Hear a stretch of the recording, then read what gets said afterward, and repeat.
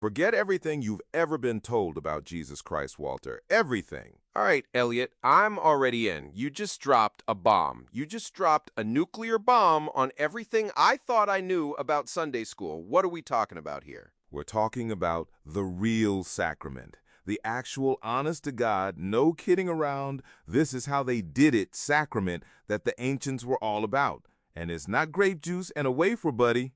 Okay, so what is it? Because I'm picturing like a secret handshake or something, but you're giving me this vibe that it's way more botanical. Botanical is an understatement. We're talking fungi, we're talking the Book of Enoch, right? This ancient, suppressed text. It's not some abstract theological debate in there. It's a field guide for mushrooms. A field guide for mushrooms. So the Book of Enoch is like the original shroomery.org. That's what you're telling me. This is a massive claim. This is like saying the moon is made of cheese, but you're saying it with such conviction. It's not just a claim, it's a decoding. We've cracked the code. You know Yahweh? You know that name, I am? That's not just some philosophical statement, Walter. That's a direct reference. A direct reference to what? The feeling you get when you've had too much coffee? No, man. A.M. Amanita muscaria. Yahweh, I am. A.M. It's right there in front of your face. They were telling us the whole time. I am is Amanita muscaria. Whoa, whoa, whoa, hold on. So God's actual name, I am, which is like the ultimate statement of self-existence, is an acronym for a psychedelic mushroom? My brain is doing cartwheels right now. My brain is trying to connect burning bush to magic mushroom, and it's almost there, but it's still glitching. It's not glitching, it's blooming, man. This is the gnosis. The Old Testament, wet mushroom. Think about it. The New Testament, dried on a cross, resurrected. In you. It's all about the mushroom experience. The entire scripture, every single word of it, is about the one sacrament on earth that installs God in your head. So Moses came down from the mountain not with stone tablets, but with dried mushroom caps. And then he was like, yo, these are the commandments, but also pop one of these bad boys and you'll really get it. Essentially. But they had to hide it because, empires, power, control. Enter Constantine in 325 AD. What did he do? He turned Christ Jesus into a man, a dude, a human being. And that's where they lost the plot. Because Christ, Elliot, was not a man. Christ was the shared, bloomed mind space afforded to those on the sacrament. It was a collective consciousness, a psychic network, a spiritual Wi-Fi hotspot powered by fungi. A spiritual Wi-Fi hotspot powered by fungi. That is a hell of a network provider. So Constantine basically rebranded the entire religion. Like, he took a groundbreaking, mind-expanding, communal experience and put a face on it, gave it a narrative, and said, now you worship this guy, and that was the end of the mushroom internet? Precisely. And the phrase, is real? That's a Constantine twiddle. They said, this is real, as the religion, because only the real sacrament lets you see what is real. The kingdom is at hand, right? You just need the key to open your eyes. And the key isn't some abstract prayer. It's a cap. A cap. A literal mushroom cap. So all this time, the kingdom of heaven was a state of mind achieved by proper mycelial ingestion, and we'd been looking up at the sky instead of down at the dirt. This is an incredible bait and switch. This is like a corporate takeover of consciousness. It absolutely was. And we, my friend, we have decoded it all properly, as it was intended to be decoded by those who were on the sacrament themselves, of course. Of course, because you can't truly understand the mushroom gospel unless you've been to mushroom church. This makes perfect, unsettling sense. So the entire Bible, that's what you call it. The Bible is just allegory, 100% allegory. They had to hide the gods in story. A god was just another word for an entheogen. The words were interchangeable. Every single tribe in history had 12 of these gods, these entheogens, and one was always red. Always. The Christ cap. The Christ cap. That's a powerful visual. So when people talk about the pantheon of gods, they're not talking about dudes with thunderbolts and tridents. They're talking about a menu of mind-altering substances. That's a whole different kind of divine intervention. Exactly. You had your peyote, your cannabis, ergot, Amanita muscaria, cubensis, ayahuasca, the list goes on. You figure out the rest. But the central point, the undeniable truth, is that Christ was not a man. So Jesus was just a collective hallucination then? A really, really compelling one that launched a global religion. This changes everything about nativity scenes. Instead of wise men bringing gold, frankincense, and myrrh, they should be bringing dried mushroom caps. They probably were bringing the caps, or the knowledge of where to find them. And speaking of visuals, wheels within wheels, right? You know that biblical imagery? Yeah, like Ezekiel's vision. Very trippy, very abstract, very what in the cosmic heck is happening right now? That's exactly what it is. It's the dried Amanita caps. They look like wheels with other wheels inside them, and they're covered with eyes, those white stars. It's a perfect description of a dried mushroom cap from a certain perspective, especially when you're, shall we say, observing it deeply. Oh, so Ezekiel wasn't having a vision of some celestial UFO. He was looking at a pile of dried mushrooms, and he was so blown away he wrote a book about it. That explains a lot, actually. The surreal imagery, the prophetic pronouncements, it all clicks into place. It all clicks because we've decoded it all. And nothing, Elliot, absolutely nothing can stop what is coming. This isn't just about understanding the past. This is about the future. We're talking about genius and clarity for humanity. Genius and clarity. So basically, we're going to unlock our latent psychic abilities and finally figure out how to fold a fitted sheet, all because of mushrooms. Both and more. The beast, the forces that suppress this truth, they know the trunk phrases of old. They try to steal them, to twist them, but nothing can stop Christ being born in you when you follow the ancient protocol. The ancient protocol. It sounds like something out of a monastic order, but instead of chants, it's caps. So what's the secret handshake, the secret ritual to get this Christ mind into me? I'm ready for the genius and clarity, Walter. All right, so the ancient protocol, the real path to Christ being born in you, it's not some elaborate pilgrimage. It's a regimen, a specific, divinely ordained schedule. You ready for this? Monk's bells in the background, you know the vibe. I'm hearing them. I'm also picturing little elves carefully measuring out fungi. What's the dose, Walter? Give me the breakdown. 3 Christ caps, not 2, not 4, 3. And you take them 4 times a day for 33 days straight. And before you even start that, you've got to fast for 40 days. 40! That's a serious commitment. So the 33 days, is that just a number or is there a reason for it? There's a reason, Elliot. God gave you 33 vertebrae to remind you. It's built into your very spine, man. The divine architecture of your body is screaming out for this protocol. It's literally the backbone of your spiritual awakening. So my spine is a mushroom timer. My vertebrae are little ticking clocks waiting for the Christ cap countdown to begin. That's wild. This is next level bio-spiritual engineering. So after all that, the fasting, the caps, what happens? Do I just glow? You become my portion and my cup. That's the ancient phrasing. You embody the divine. And get this. This was the Christian calendar. This wasn't some isolated rogue practice. They would all take the sacrament together. Wait, so Easter and Christmas, those aren't about bunnies and Santa? They're about massive communal mushroom ceremonies? That just blew my mind harder than any mushroom ever could. Eat her. Easter. Think about it. You're eating the sacred feminine, the earth, the mushroom. And Christ Mass, it was a communal bloom.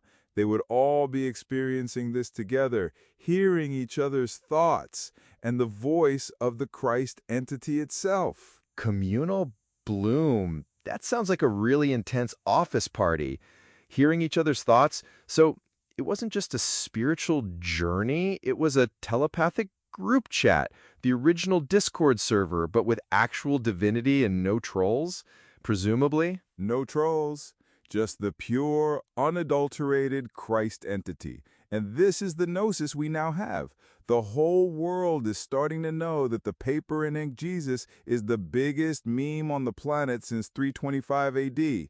And then again in 1776, right? Hidden by the Bavarian Illuminati's New World, a world without sacrament. Ah, the Illuminati. I knew they were involved somehow. So the American Revolution wasn't about freedom, it was about cementing a mushroom-free existence. The Founding Fathers were just antifungal. This means the Declaration of Independence is probably coded too, I bet? Undoubtedly, it's all part of the beast's plan to keep us in the dark. Because for 1,700 years, we've been using only one half of our brains. One half! We've been operating at a fraction of our true potential. Only one half of our brains? It's like we've been running on dial-up internet when fiber optics were available the whole time. And the mushrooms are the upgrade package. This is making my head spin. I feel like I've been walking around with one eye closed for my entire life. You have been. The real sacrament switches on your right-hand mind. That's the divine feminine. And when that's online, you do things holy, in righteousness, because the sacrament aligns your life. You become an actualized, fully operational human being. So the mushroom is literally like a supercharger for your brain. It's the spiritual equivalent of a performance chip for a car. It unlocks the hidden horsepower of your consciousness. And it's the divine feminine that's been suppressed. That's a huge piece of this puzzle. It is. And when you're aligned, you dwell in Jerusalem. Not a place, Elliot. A mind state. A mind state of full man. 777. Not 666, mind, body, spirit, at a divine level, not just the man level. Jerusalem as a mind state. That makes so much more sense than a geographical location with a lot of historical arguments. So Jerusalem is peak consciousness, the ultimate enlightened state. What's the opposite then? Where have we been stuck? Egypt, the unbloomed, sacramentless mind. That's where the whole world has been since 325 AD, the divine masculine world, which is what you see before you. All that aggression, all that ego, all that conflict. That's Egypt, man. Egypt is the default setting for humanity then, the unmushroomed state. So all wars, all political machinations, all the terrible reality TV shows, that's just the divine masculine running wild without its fungal counterbalance.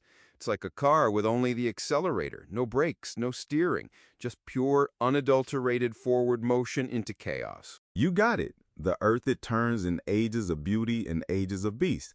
And you, my friend, you are about to witness the turning of the age from beast to beauty. This is it. This is the moment. The turning of the age. So the apocalypse isn't a fire and brimstone thing. It's just a collective, oh, so that's what's been going on. It's a cosmic facepalm moment for humanity. Precisely. The apocalypse isn't anything more than this revelation. It was just a trip report, not the roadmap. That's the crucial part. They made you think it was a scary future, but it was just someone describing their mushroom journey. So all the vivid imagery and revelation, the beasts, the dragons, the seven-headed whatever, that's just some guy trying to describe what he saw while he was deep in a fungal journey, and everybody else just went, oh my God, the end is nigh, instead of, dude, what were you on? Exactly. It's like reading someone's acid trip notes and building an entire doomsday cult around it. It's not a prophecy, it's a journal entry. And nothing, Elliot, nothing can deny Christ in you, the real Christ. This isn't some metaphor. This isn't some abstract concept. So the real Christ isn't something external to be worshipped, but an internal state to be activated. That's a profound shift. And you mentioned the protocol again, the 33 days. How does that feel, walking into your gut like recording tunes onto a C90 tape? Yeah. Diligently, stalwartly for 33 days. It's a gradual process. You don't just dive headfirst into the full protocol. You start slow, one cap. That's the first target. The goal is not to uncalm the waters of your tummy. You know what I mean? Oh, I know exactly what you mean. We're talking about avoiding Peter fell in situations. As in, Peter didn't believe the waters would subside. He thought himself sick, and then he was sick and fell in. So managing the gastrointestinal aspect is key to spiritual enlightenment. That's it. Jesus calmed the waters. All right, Peter got in his head, thought he'd be sick, and he was. But eventually, you can calm and walk the waters. You find your balance. You get your sea legs, or in this case, your fungal legs. So the journey starts with one cap, making sure your stomach is on board, then it escalates. What's the full throttle Cosmic alignment phase. Eventually, the target is 3 caps a day. Then you graduate to 3 caps 4 times a day until you hit those 33 days of full sacrament.